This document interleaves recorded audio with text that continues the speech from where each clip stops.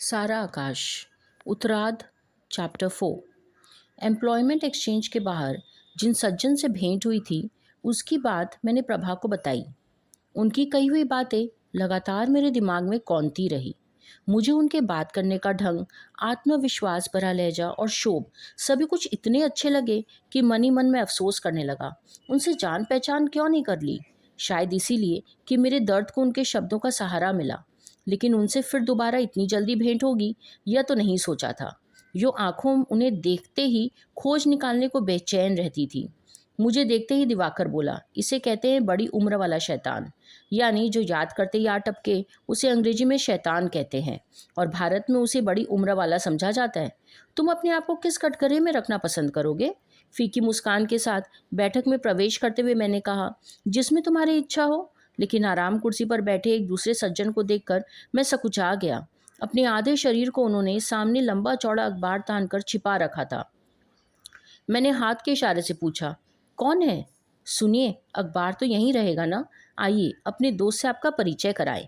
दिवाकर ने उनका अखबार खींच कर कहा। नए व्यक्ति के आने पर यूं लीन होकर अखबार पढ़ते रहना मुझे असभ्यता लगी। अखबार हटते ही जब एक क्लीन शेव्ड सूरत बाहर आई तो मैं चौंक कर उछल पड़ा। अरे आप? उन्होंने यहाँ निहायत इत्मीनान से अखबार एक तरफ समेट कर रखते हुए कहा, जी मैं वही हूँ। दिवाकर आपकी इतनी बातें करता है कि उस दिन आपको देखते ही लगा कहीं वो आप ही तो नहीं है। इरादा था कि यह परिचय करवाए, उससे पहले खुद ही परिचय कर लूं। उस दिन कैंट से आ रहा था तो लगा शायद आप ही हैं। सचमुच मैं तो बाद में अफसोस ही करता रहा कि आपसे परिचय क्यों नहीं किया। उस दिन आपकी बातों ने मुझे इतना ज़्यादा, मेरे भीतर कृतज्ञता जैसे कुछ उमड़ने लगा। उसे रोक कर मैं बोला, अगली बात वहीं तोड़ दी। दिवाकर ने निराशा से दोनों हाथों को झटका।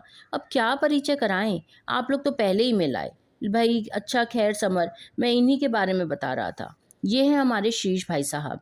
ये तो कह रहे थे कि शायद तुम्हें कहीं देखा है या मिल आए हैं, लेकिन मैंने बताया कि उसका तो 2-3 दिन से कोई पता ही नहीं है, पुलिस खोज रही है। उसके मजाक की तरफ ध्यान न देकर मैंने कृतज्ञता से कहा, अगर मुझे तब पता होता कि आप ही शीश भाई साहब है तो। बात को बीच में काट कर बोले, तो क्या मारने पीटने का इरादा था? और खिलखिलाकर हंस पड़े। अच्छा खैर, ये सारी बातें छोड़िए और आराम से बैठिए। मुझे यहाँ आए 2-3 दिन हो गए। आया हूँ तभी से तुम्हारी राह देख रहा हूँ। मुझे तो ऐसे ही एक ज़रूरी काम में फंस जाना पड़ा। मैंने माफ़ी मांगने के लहजे में कहा। फिर पूछा, आप यहाँ किसी काम से या? हाँ काम ही समझिए, यो बहन को लाया था। फिर उन्होंने दिवाकर की ओर देखा। वे तहमद और बनियान पहने थे, कंधे पर तौलिया था, शायद नहाने जाने को थे। माता जी से मिलाने लाए होंगे? मैंने बिना किसी विशेष उद्देश्य से पूछा। नहीं, मिलाने तो नहीं लाया। इस बार वे सुस्त होकर अपने में ही खो गए। पर हाँ, मिलाना ही समझिए। क्यों दिवाकर, तुमने बताया नहीं इन्हें? भाई समर साहब, बात कुछ यूँ है कि हमारी बहन को पहले हिस्टेरिया के दौरे आते थे, फिर अचानक वो एकदम पागलों जैसी हरकत करने लगी। कहे उन्हें दौरे का समय बढ़ता गया। डॉक्टर ने बताया कि जल्दी से जल्दी किसी मेंटल हॉस्पिटल में दाखिल ना किया तो केस काफ़ी ख़राब हो जाएगा। परसों उसे भर्ती करके आए हैं। तुम होते तो तुम्हें भी छोड़ आते, बीच में दिवाकर ने कहा। मुझे उस पर झुंझलाहट आने लगी। इतनी गंभीर बात में भी मजाक सूझ रहा है। और फिर ध्यान से उसकी ओर मुखातिब होकर कहा, हिस्टीरिया के दौरे क्यों आने लगे, इसके बारे में डॉक्टरों ने नहीं बताया? इसके बारे में डॉक्टर क्या बताएंगे? वह तो हमेशा ही मानसिक परेशानी, बहुत अधिक चिंता और नर्वस दबाव में आने लगती है। यो डॉक्टर के पास जाओ तो कुछ ना कुछ तो बताएगा ही, लेकिन असली कारण तो हम जानते हैं। वे कुछ देर चुप रहकर चिंतित भाव से अपने पंजों की उंगलियां आपस में फंसाकर उन्हें चटकाते रहे। फिर अपने आप से बोले, और सोचा जाए तो बात दरअसल कोई खास भी नहीं है, लेकिन उसकी समझ में आती ही नहीं है। क्या करे? गलती तो हमारे घर वालों की ही थी। उसकी शादी कर दी छोटी उम्र में। मुश्किल से तब वह 11-12 साल की थी। पतिदेव उस समय पढ़ रहे थे और उन्होंने पढ़ाई पूरी की तो अचानक इलाम हुआ कि पत्नी तो अशिक्षित है और उसके साथ निर्वाह नहीं हो सकता। सो तब से एक तरफ छोड़ ही रखा है। मैं अपने साथ ही रखता था, सो दिन रात उसके पीछे लग लगा कर मैट्रिक तो करा दिया। लेकिन कमबख्त सोचती इतना है कि कुछ मत पूछिए। अगर ये रोग नहीं लगा लेती तो इस साल इंटर भी कर लेती। मैं उसे लाख समझाता हूँ कि तुझे क्या फिक्र है, किसी की सुनती ही नहीं। रात को सोते सोते बर्राने लगती है। बात कहते कहते बहन के दुख से उनका गला भरा आया। वे मुंह मोड़कर अखबार के पन्ने ठीक करने लगे। मैंने गंभीरता से कहा। मुझे लगा जैसे वो मुन्नी की बात बता रहे हैं। कुछ देर बाद पूछा, तब तो आपको यहाँ हर बार आना पड़ेगा? जी हाँ, महीने में 2-3 बार तो आना ही होगा। बड़ी परेशानी है। वे निहायत थके से बोले। मैं तो राह देख रहा हूँ कि हिंदू कोड बिल पास करके या वैसे ही ये नेता लोग एक आध कानून बना दे तो तलाक दिलाकर कहीं और शादी करा दूंगा। ना सही शादी, एक बेकार का पुछल्ला तो हटेगा, लेकिन इन्हें अपने वोटों की पड़ी है। घर वाले तो सब विरोध में हैं, मगर मुझसे यूँ मरते नहीं देखा जाता। यूँ मरते हुए बहन को सचमुच नहीं देखा जाता, लेकिन उसका इलाज तलाक है, यह मेरी समझ में नहीं आया। पूछा, आप तलाक या पिता की संपत्ति में पुत्री के बराबरी के हिस्से के पक्ष में हैं? बहुत आश्वस्त और अंतिम निर्णय के स्वर में बोले, एकदम। लेकिन इससे हमारे सारे समाज का ढांचा ही चरमरा जाएगा। मैंने तो चिंता के स्वर में कहा। किस समाज का? मैं समझा नहीं।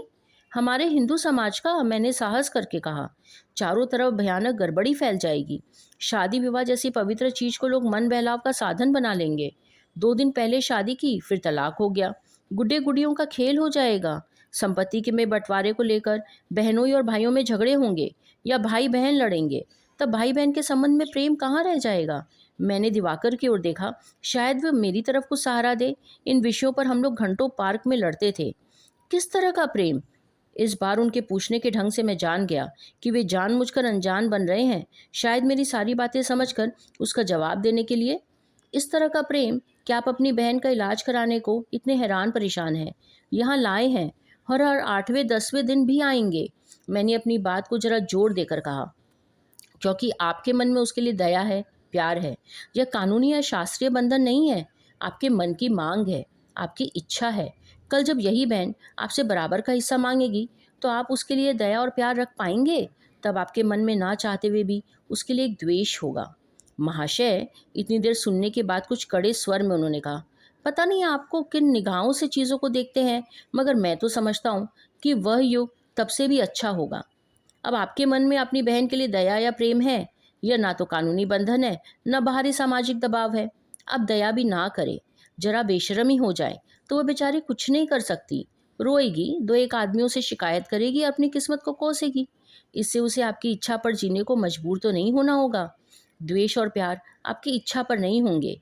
यह आपकी कृपा के टुकड़ों पर तो नहीं जिएगी मरेगी। जब 2 भाइयों की संपत्ति में बराबर का हिस्सा होता है, तब उनमें लड़ाइयाँ नहीं होती? क्या दोनों अपना अपना हिस्सा लेकर अपनी अलग जिंदगियां शुरू नहीं कर देते? दूसरे भाई का हिस्सा देने कानून पर ना होकर अगर आपकी इच्छा पर होता, तो आपकी इच्छा होती आप उसे हिस्सा नहीं दे, ना होती तो आप राह का भिखारी ही बना देते। इस तर्क से मैं बौखला गया। इन सब पक्षों के तो बारे में मैंने सोचा ही नहीं।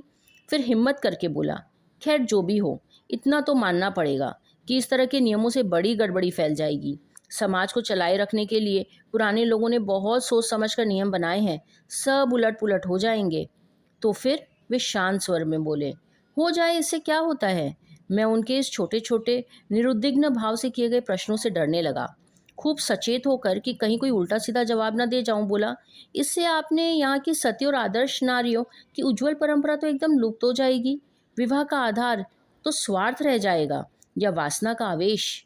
माफ कीजिए समर भाई, वे उसी स्वर में बोले, मुझे दिवाकर ने बतलाया कि आप काफ़ी सोचने मनन करने वाले व्यक्ति हैं, लेकिन देख रहा हूँ कि सोचना 2 तरह का होता है। एक होता है हर चीज़ का तर्क और बुद्धि की कसौटी पर जांचना, और दूसरा होता है भावनाओं के आवेश में घुटना। बुरा मत मानिएगा, मुझे तो आप दूसरी तरह के प्राणी लगते हैं।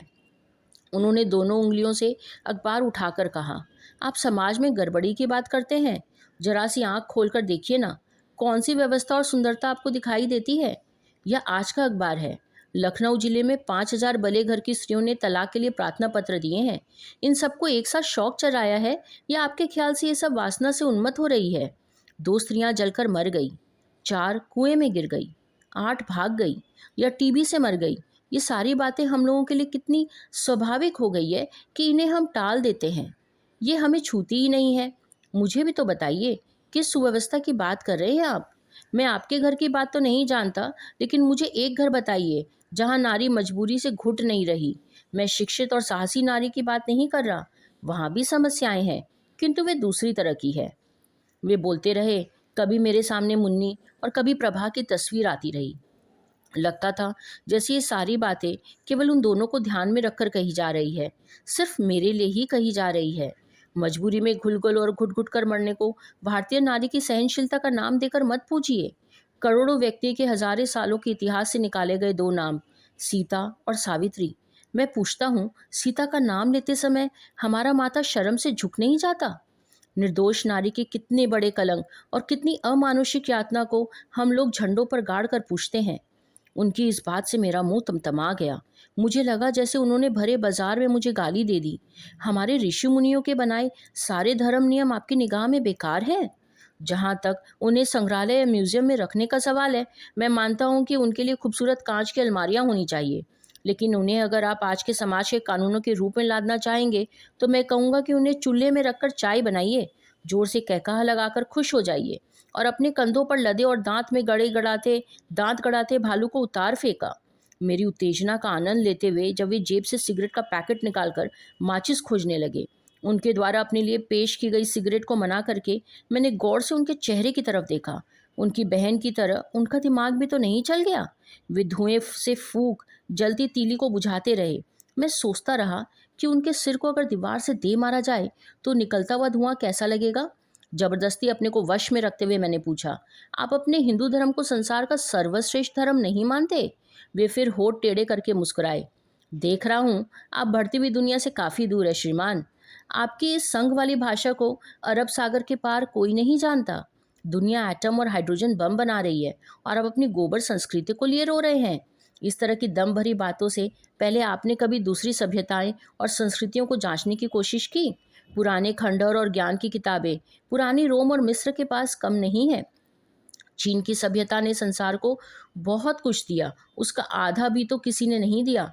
ईसाइयों को आप चाहे कितनी भी गालियां दें, लेकिन वे लोग धर्म बदलते हैं, मगर वे ही हैं जो अनजान लोगों के बीच लाखों मुसीबतें सह कर जाते हैं, स्कूल खोलते हैं, अस्पताल खोलते हैं और अपनी जिंदगियां धर्म के नाम पर अर्पित कर देते हैं।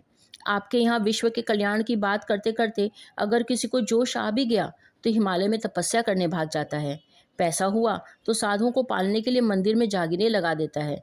गरीब हुआ तो सिर घुटाकर दूध मलाई खाने में लगता है।